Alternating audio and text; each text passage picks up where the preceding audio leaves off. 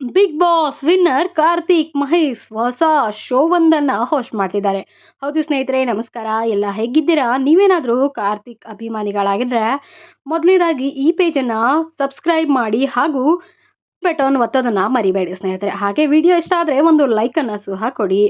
Big boss Kannada season 10ರ winner ಆಗಿದ್ದ ಕಾರ್ತಿಕ್ ಮಹೇಶ್ ಇದೀಗ ಸಿನಿಮಾ ಜೊತೆಗೆ ರಿಯಾಲಿಟಿ ಶೋ ಒಂದರ ನಿರೂಪಣೆಯನ್ನು ಒಪ್ಪಿಕೊಂಡಿದ್ದಾರೆ. ನಾನು ರೂಲ್ ಸೆಟ್ ಮಾಡ್ತೀನಿ ಅಂತ ನಟ ಖಡಕ್ ಆಗಿ ಡೈಲಾಗ್ ಹೊಡೆದಿದ್ದಾರೆ.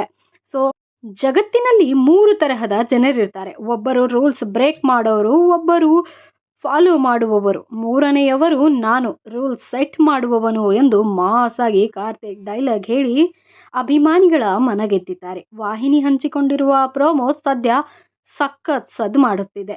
ಇದೇ ಸೆಪ್ಟೆಂಬರ್ 15ರಿಂದ ರಾತ್ರಿ 7 ಗಂಟೆಗೆ ಸುವರ್ಣ ಸೆಲೆಬ್ರಿಟೀಸ್ ಲೀಗ್ ಎಂಬ ಹೊಸ ಶೋ ಶುರುವಾಗಲಿದೆ. ವಿಶೇಷ ಎಂದರೆ ಕಿರುತೆರೆ ಕಲಾವಿದರ ಜೊತೆಗೆ ಮಾಜಿ ಬಿಗ್ ಬಾಸ್ ಸ್ಪರ್ಧಿಗಳು ಕೂಡ ಬರಲಿದ್ದಾರೆ. ಅಂದಹಾಗೆ ರಾಮರಾಸ್ ಸಿನಿಮಾದಲ್ಲಿ ಹೀರೋ ಆಗಿ ಕಾರ್ತಿಕ್ ಪ್ರಸ್ತುತ ನಟಿಸುತ್ತಿದ್ದಾರೆ.